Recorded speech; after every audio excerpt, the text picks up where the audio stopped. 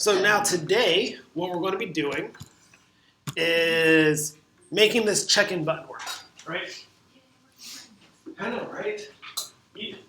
Use case, someone comes in, oh, hi Don, you got to check into our gym. Thank you, have fun, check you in, right? We want to know what's happening. We already made our model yesterday, right?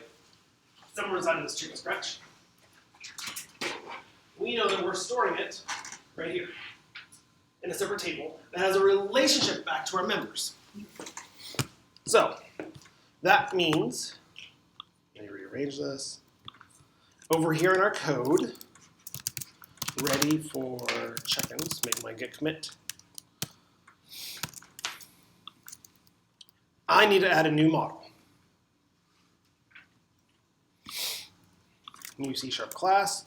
We'll call this check-ins, member check-ins, check-in members. Do we have a preference? Member check-ins. Check-ins, capital I.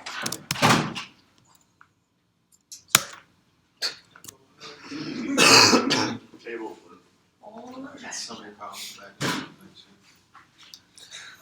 What's up, Phil? I don't like starting out with a number. I don't like it's pluralized. I don't like capitalized. Continue. You sure? Yeah. You should have spoken earlier. I know. Yeah, yes, Phil. Yeah, you were right. I can live with it. So, Where were you? So the three columns that we decided on this table yesterday were ID, member ID, and when they checked and when it happened. So prop int ID, prop date time, when equals date time dot now. And the last one is the member ID, right? Well, this is going to be our foreign key to our other table. So prop int member ID, prop member. have we used when before? Does it need to be int? So does it need to be int or not? This is a really good question.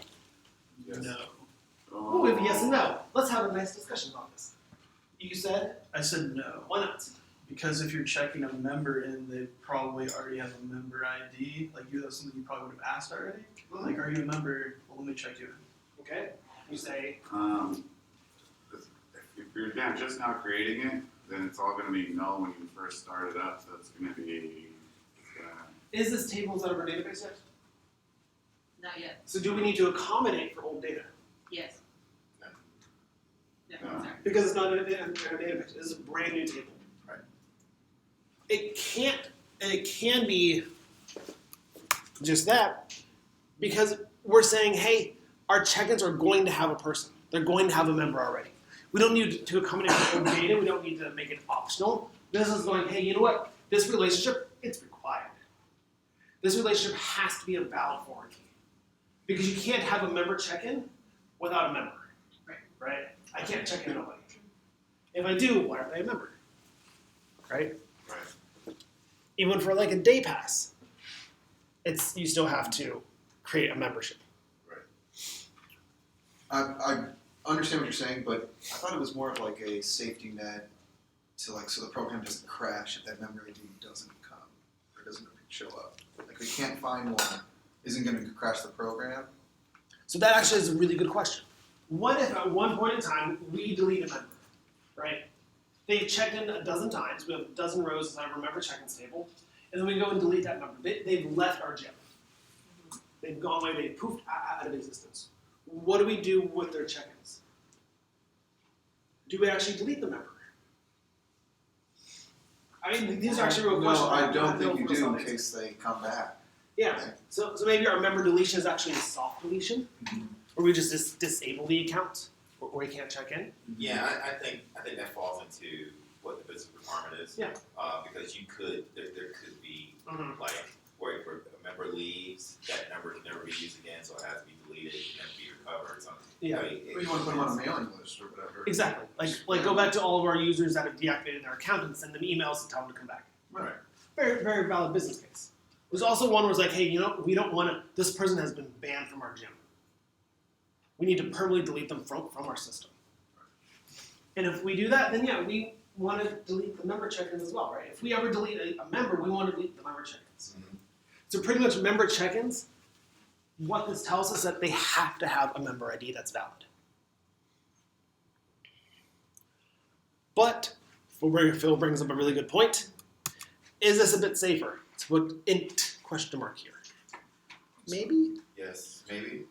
But do we want that safety? Do we want that flexibility? You may not want that flexibility because really what you're probably doing is passing down that problem of that member ID missing down to the sysadmin guy or down to the person who's working at the desk. So when you make it required, you put it at the code level and it has to work. Yeah. I would do it like this because this is us enforcing our business logic and our data structure level. Because really, at the end of the day, yeah, we look at HTML, but our data is the most valuable thing in our application. So if we can enforce structure and logic here and rules here, that makes our data, or makes our entire app that much more safer and that much more better protected. Man, do you have a hand up? I was just gonna agree with Will, that like this Oh, okay. forces it so that whoever's using this program behind a desk can't check in no one Yeah. if they get in a hurry, or if they have 17 things going on, or if your phone's constantly ringing, they won't break the data in the system Mm-hmm. because it doesn't allow them to. Exactly. And also, add on to that, more than likely, we'll go be using that member ID or that area there maybe for multiple things. So it has to exist. Yeah. Cool. Migration time, right?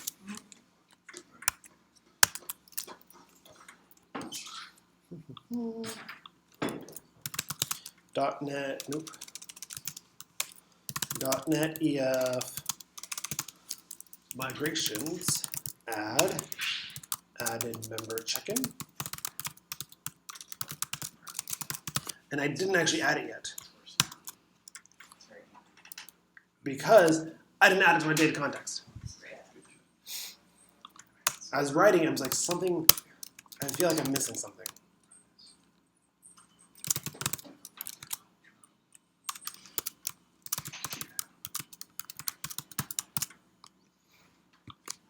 Now I can run it.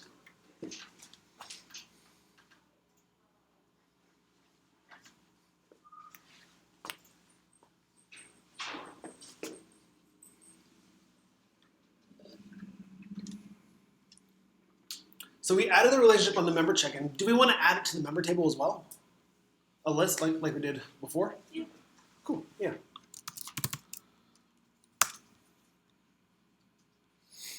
So like we did before, we can go, hey, we have a prop. It is a list of member check-ins.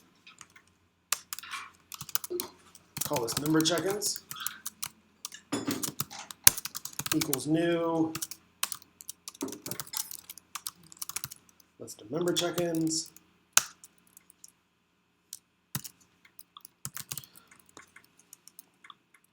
Now that we've done that, let's check out our migrations.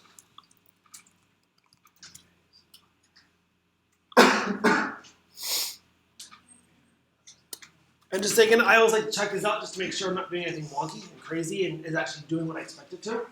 I expected to add a new table, correct? We have primary keys and foreign keys.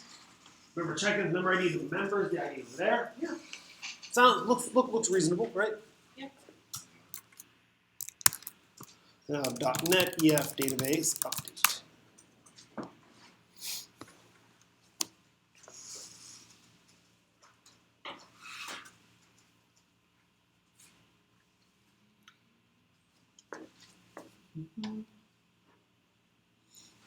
Feeling good?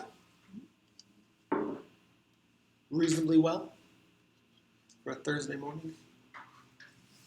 Thursday. It is. So, what's next? Make the buttons work. Make the buttons work. How? We will go back over to whatever page the buttons exist on. Yeah. Yeah, and we will write a function that makes the buttons. No, I jumped ahead, didn't I? Did you? Don't we have to have an API endpoint? So now we have two things that we're looking at, right? We need to build this stuff. Right? We need to build that post. We also need to build the API. Which one do we go first?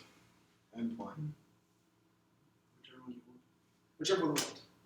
It doesn't matter. If we start here, we're going to run into a time where the post will return a 404. Yeah. And at that point, then we got to build our API. If we start with the API, we're going to get to a point where we don't know whether it works inside of our app or not, so we need to actually build it outside the app. Right. So it's either way, it's down to preference. I sometimes, let's see, what do I do?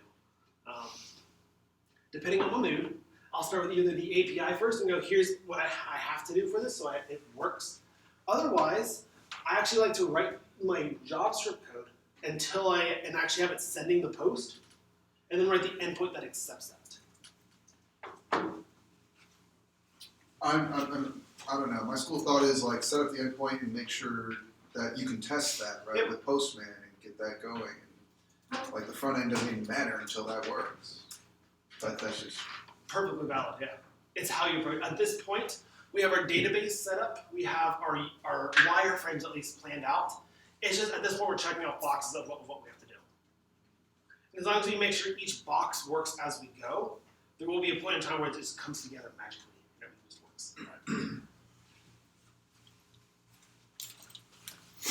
So let's make our post. On click, check in member. Need to pass it the member ID.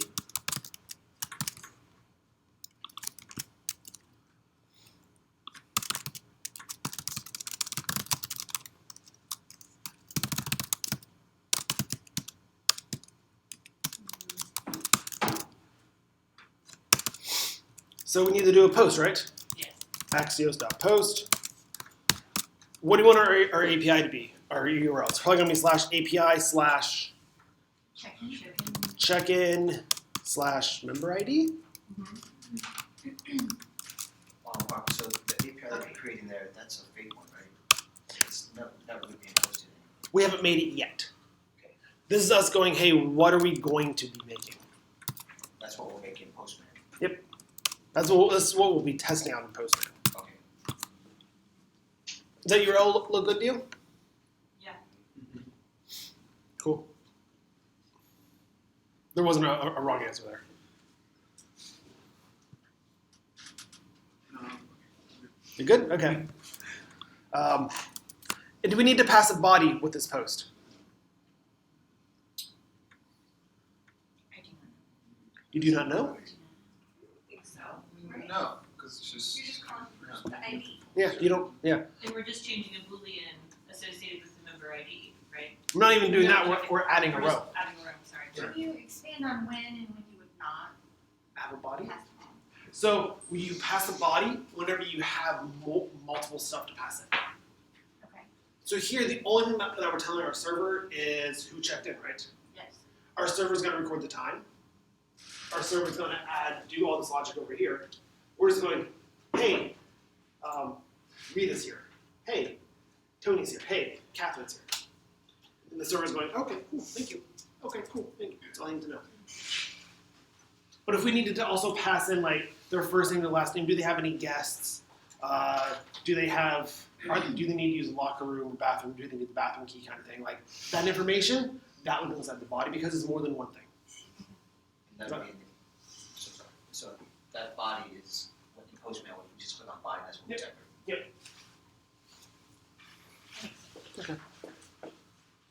After we post, what do you want to do? Then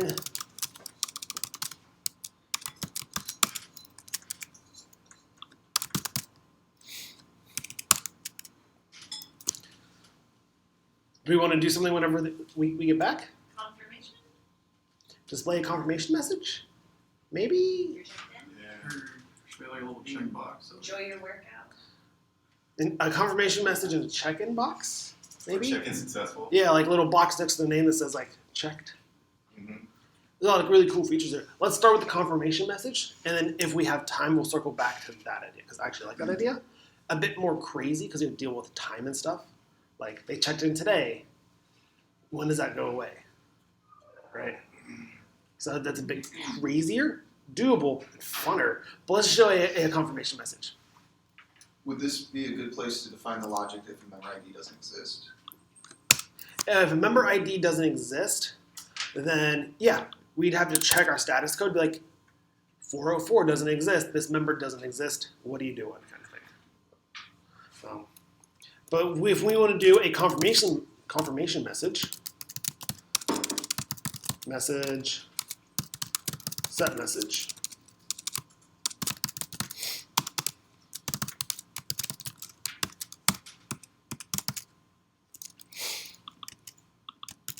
we need to go down here, set message.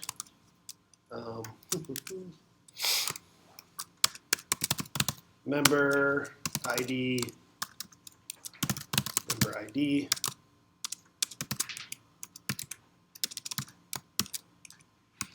was successfully checked in.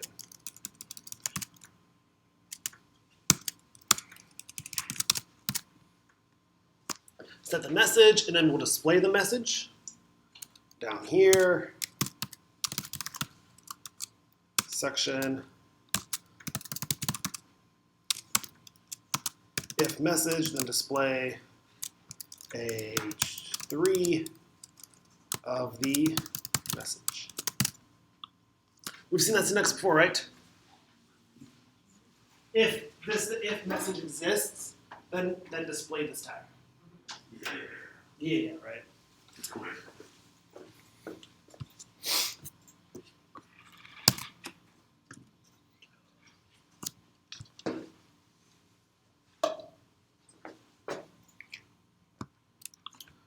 I check in, of course I get a 404 because we haven't built the API. Right. But now we've built everything that interacts with the API and we're pretty sure it works, probably, sort of, maybe. So now let's go build the API. Okay. So this is going to be, so because our URL schema is this right here, it's going to be an entirely new controller. Right? Do we want to scaffold or do we want to build it ourselves? We don't need to scaffold it, do we? It's only gonna do one thing. Right. As of right now, it's only going to do the one thing.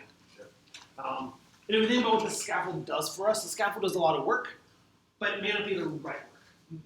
It may, at this point, take just as much time to take the scaffold and morph it into something we need than it would be to actually build it up from scratch ourselves. Yeah, let's hand roll around. Yeah, I can't rolling. It's I fine. like to have the scaffold on the side just for that. And then you just look at it and then you go to your page and put in whatever it is you use your reference from there.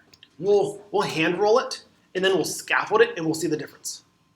Just so we see, like, this is what we build ourselves, this is what the scaffold gives to us. What's the delta? How long would it take us to go from point A to point B? So let's hand roll it ourselves. Usually get complete off, so. Yeah, usually.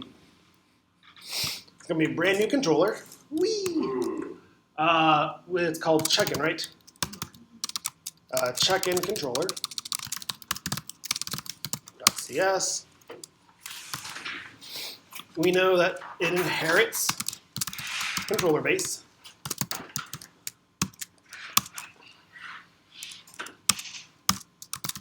Its route lives at /API/controller name. And it is a API controller. We know we're going to have a database here, right? Database context.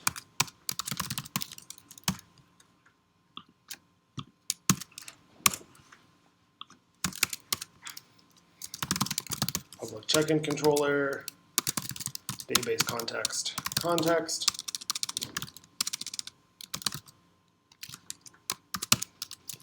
this dot context equals context. Nothing too crazy, just the boilerplate from the other stuff. We're going to use dependency injection here because we want to manage our resources on our server intelligently and want to build our code in a good, maintainable, testable way. So now we actually need to build our endpoint. Cool. Our endpoint is going to be a post, right? Public. What is it going to return? So, that's not Oh, just like an action error. results. Okay. No. Just an okay or not found? So just an action result. Just straight up action result. Hey, did Dante check in? Yep. Hey, did Will check in? Yep. You do. Hey, did Gavin check in? Oh, Gavin's not a member. He's not found. 404. We can use the built-in status codes to actually relay details and messages of what's going on. I mean, that sounds like a bullying, but I guess we're not even checking if it's false. We're checking for a status code. Because even though we're saying, hey, we have 2 states, we really have multiple states. We have, yes, it works, no, it doesn't work, or no, they're not a member, it's not found, or bad request, or error, or something like that. Or he's already checked in. Do we care? We do not care. No, I guess not. Yeah. If you go to the gym at 9 o'clock, do a quick half-hour warm-up, leave to grab coffee, and come back and finish your warm-up, do we care? You may, It's not.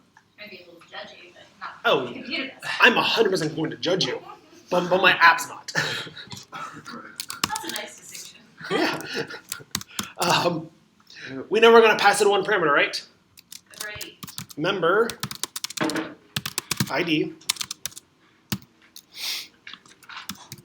from route, and we know it's going to be an int member ID. Cool. Now we need to actually create the check-in, right? So creating check-in, right? That's not that bad. Var check-in equals new member check-in. Oh my, I cannot type it all today. Today. Yeah, right? Today.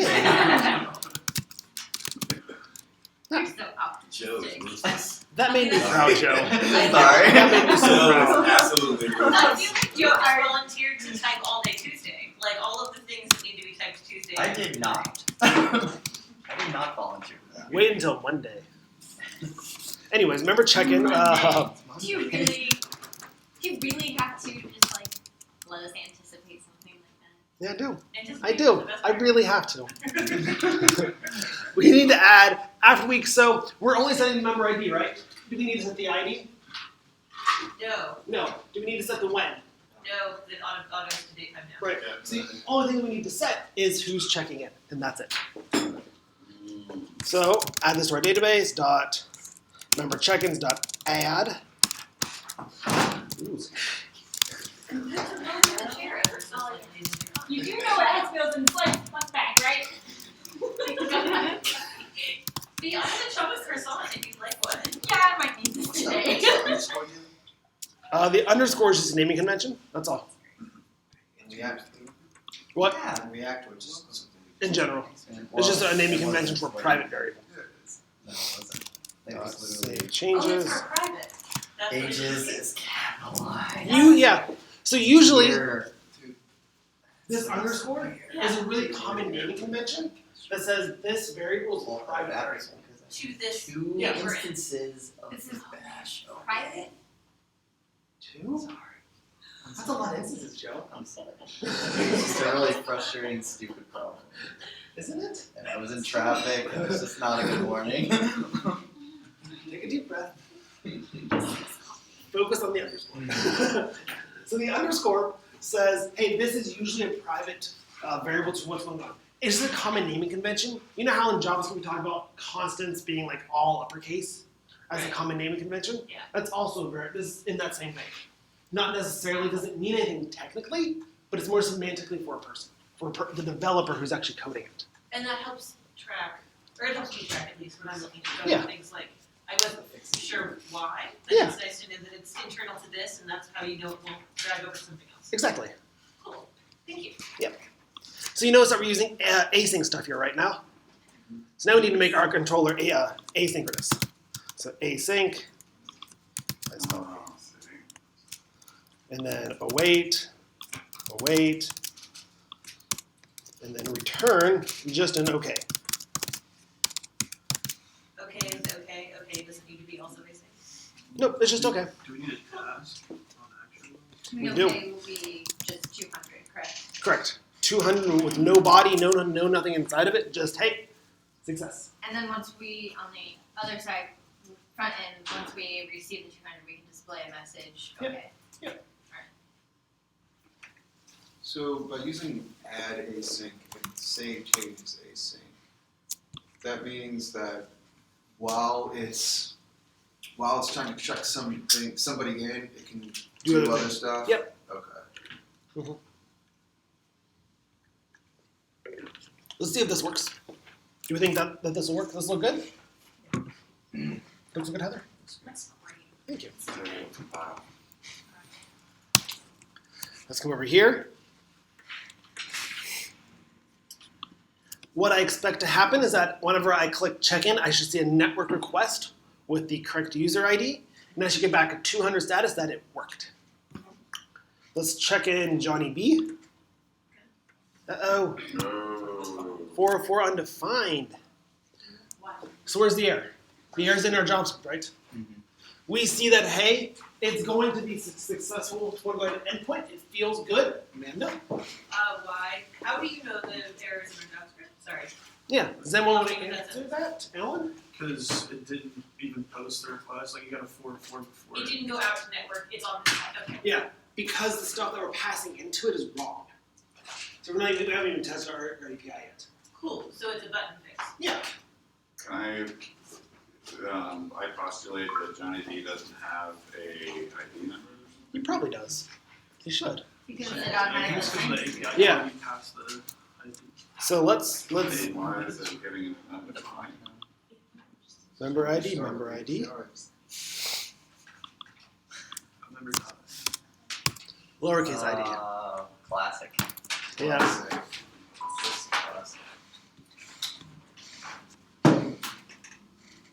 So now let's check in Johnny B. Still get a 404, but we have the ID now.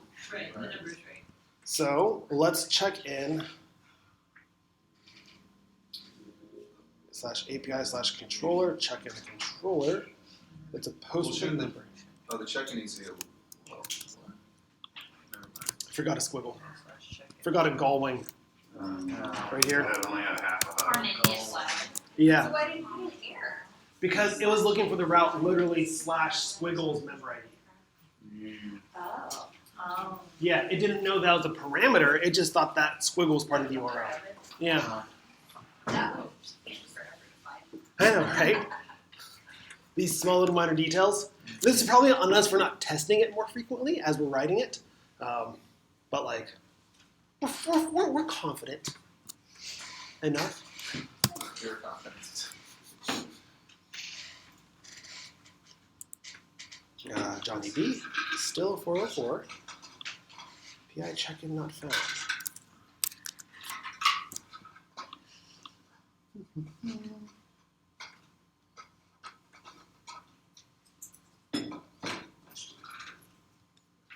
Still post.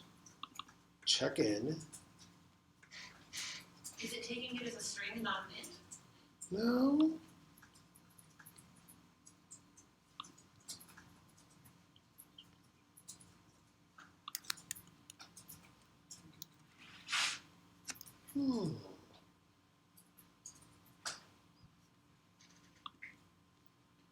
It's not a using statement, because if it was, it would be compiled. Right.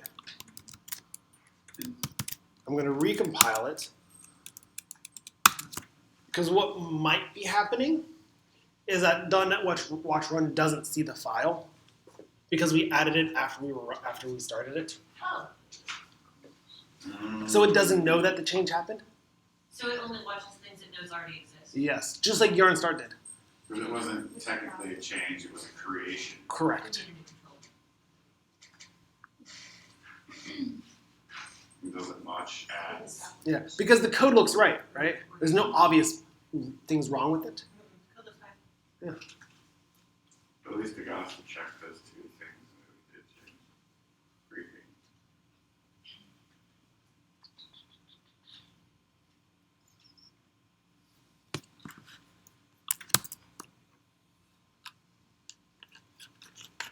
So now that it's rebuilt,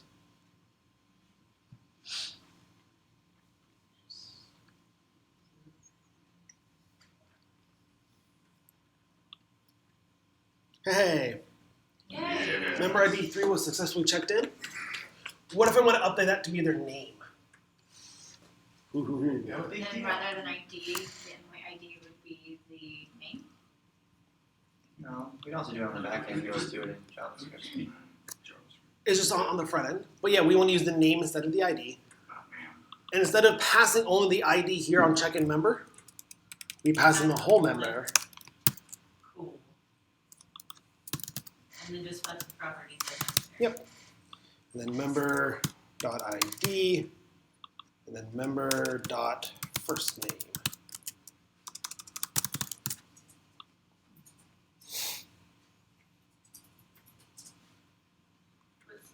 You should change it to member instead of member ID name checker. Nice.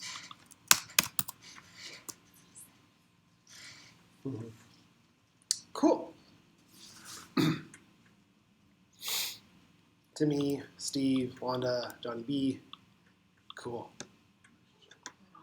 Nice. Alright.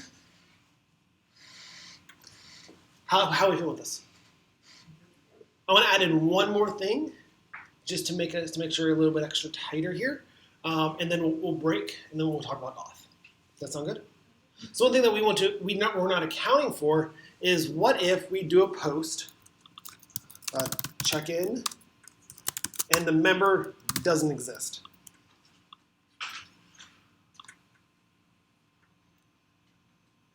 We're going to this really big, ugly 500 error. Right. So I want to add a little logic around that to make sure that whenever we're posting a user to check in, that they actually exist. That way we can say on the client side, hey, this member doesn't exist. Are you sure that they signed up? And what's the error under preview?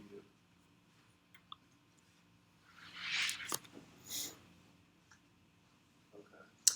So just to explain this error, because I'm sure everyone's seen this error before, right?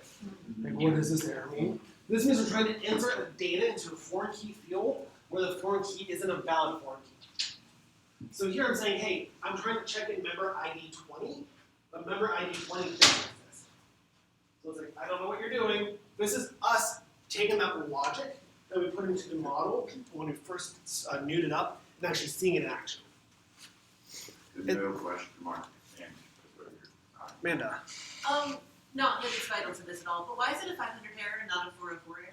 500 error means your server crashed. Oh, okay. Straight up, it just crashed. Yeah. Cool. It's the generic for an exception happened, and this is an exception happening. Okay. Because, 404 is just not found. correct. And also for 400 errors, your server responding telling you, Yeah, you find this, you don't authorize. When you get a 500, yeah, the server's down. Cool. yeah. The list of, have we ever checked out the list of status codes before? Together as a group? No. Yeah. Oh, let's do that real fast. HTTP status codes. Because they're typically, it's a three-digit number that typically means something. So quick question, if we were to put that question mark back, would it return 404? No, it's still break. Oh, it's still, okay. Because it was It's a, fourth key. yeah, because it violates that foreign key constraint. So if it's a 1 something, that means that it's an information response. If it's a 200 something, that means that it was a success. So like a 100 is just like a sure kind of thing. Not an okay or a yes, but like a I'm gonna let you keep going. here's the information kiosk. Have fun. They're not really useful, but they're kind of useful. 200s you'll see a lot. These are the successful ones. 200 is what we usually get. We can also do a 201, 202, 203. Don't feel free to memorize these. I don't.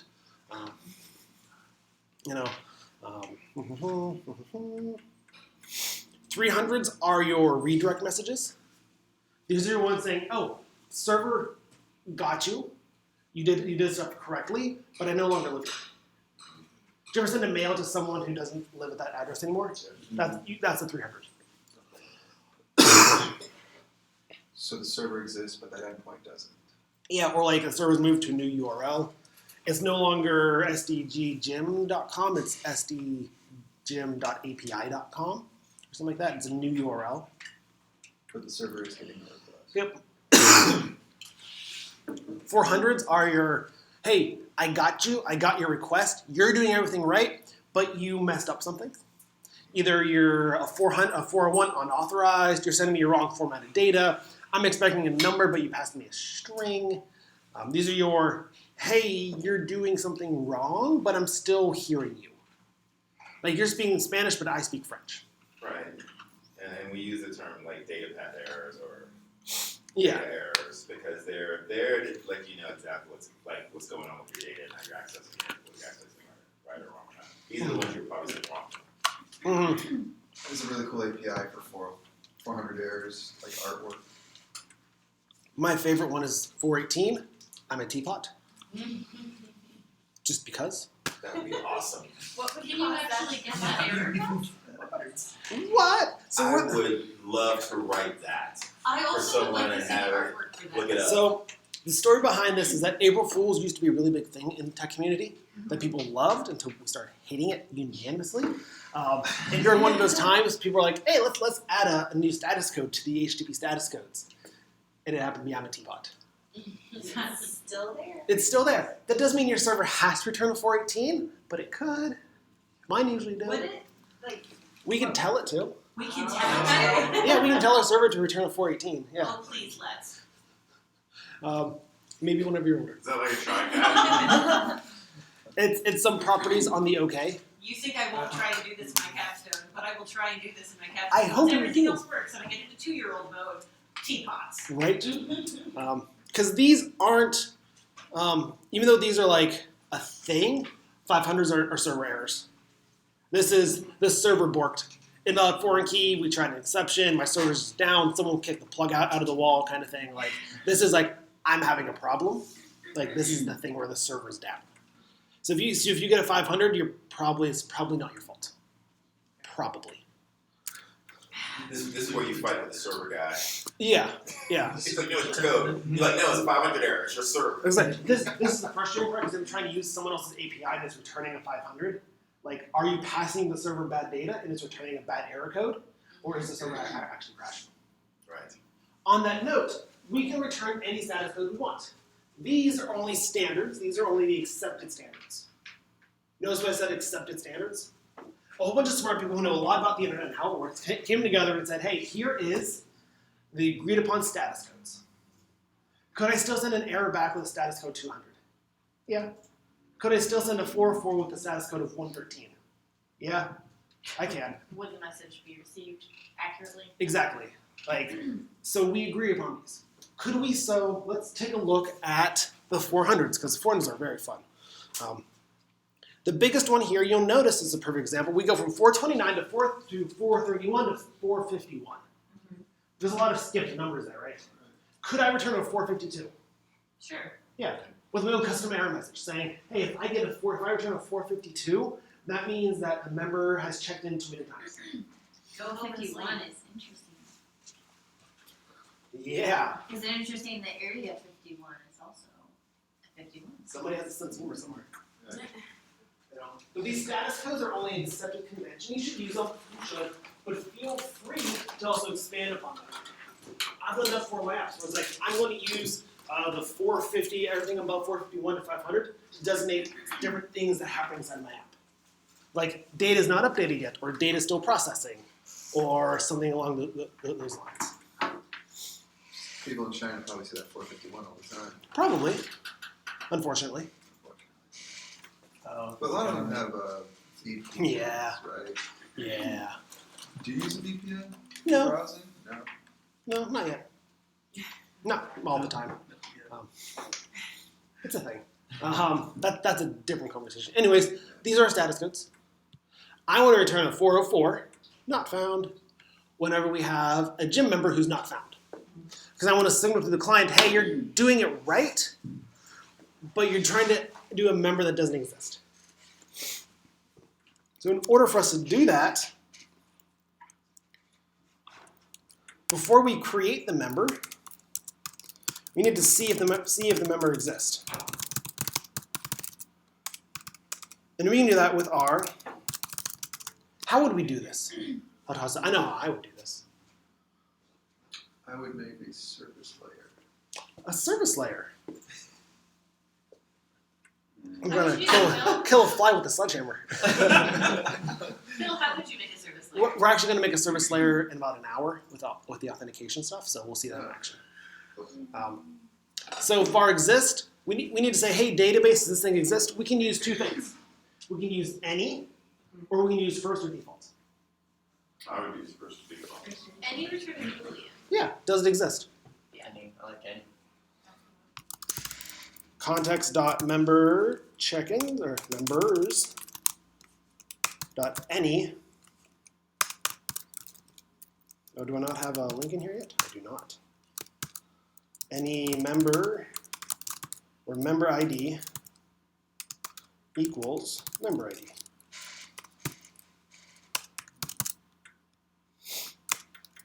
And then we can do if not exists, return a not found.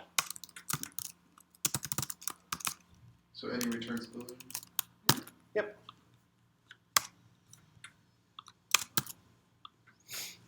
Yep. Any returns a Boolean.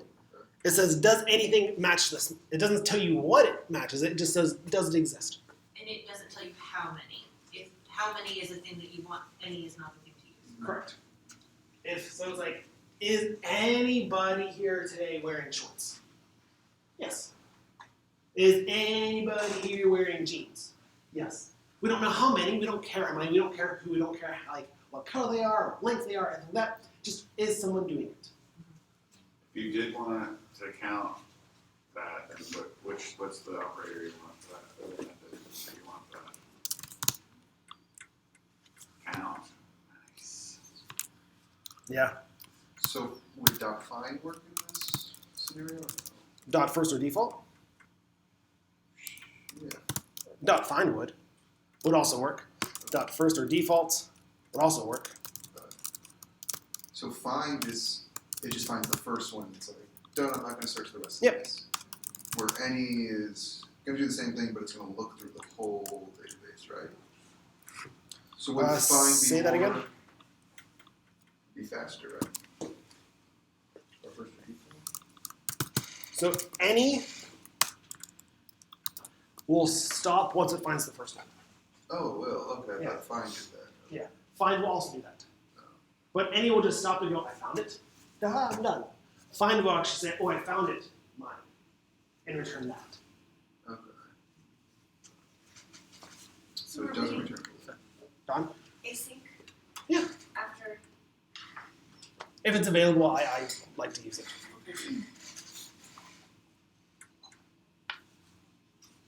Is it necessary because of the async in line 21? Since we're inside that set of really breaks?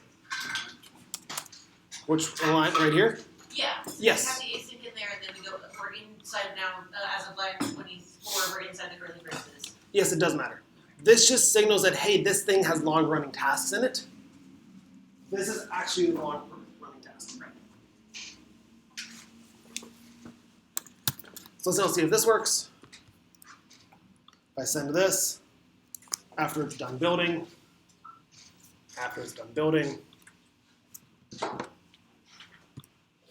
Lynn. So that's not something that we have to parse out necessarily. Anything inside that async needs to have no weight. Say that question again. I guess that's not, you said, we're just saying that this is a long running task, so that's gonna include anything that falls underneath that async. So in order for me to use await in the async methods, I have to have that up there. If I got rid of it, I'll get warnings going, well, wait a minute, sorry. We have to say that we're using those. But you can put async and not await. It changed the type of exists. Because now exists is no longer a Boolean, it's a task that returns a Boolean. Ooh. So I could run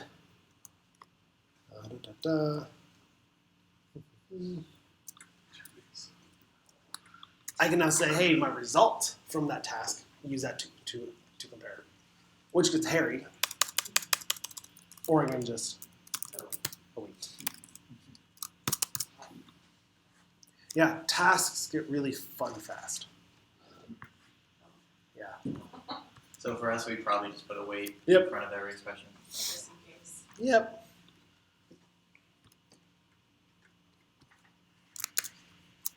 Maybe you're changing, so that's, Yeah. I shouldn't have hit save. That was my bad. Ah, there we go. Whoop. 404. Ah. Success. So now we can put logic on the front end and say, hey, if it's not there, then just display message. So-and-so user doesn't check in. Here's a link to the add person page. Ah. Feeling good? So our status is return in JSON on this. We get a 404 and a body. Yep. But you asked it to, didn't To give a 404? you? To- No, we didn't ask it to return it to a pretty little object. No, that's .NET doing that for us. Oh. That's given to us for free. Great. It's a freebie. Me too. It's free. Like that, Joe. It's 10:18. Let's take a 12-minute break. Come back at 10:30 and we'll discuss authentication. Joe.